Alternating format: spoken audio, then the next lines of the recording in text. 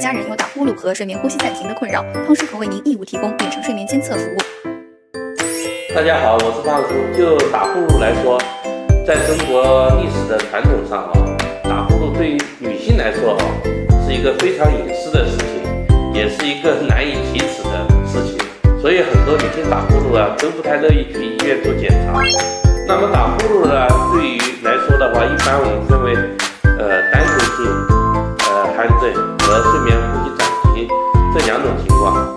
要是睡眠呼吸暂停的话，我还是建议大家可以去佩戴呼吸机。不过在选呼吸机的时候，最好提前在医院去做个睡眠监测。真的不太建议女性客户直接去盲买。为什么？你想你这样买一个呼吸机，虽然解决了打呼噜的问题，可是又会带来新的问题，比如说舒适度怎么样耐受性好不好所以选择适合的呼吸机那是非常重要的。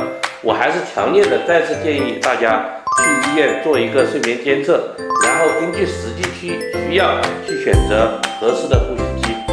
如果您有做过多导睡眠监测，胖叔可以将您真正看懂专业报告，并提供合适的解决方案。好了，今天胖叔的视频就分享到这里了，下次会给大家推出更多更优质的科普视频，谢谢大家。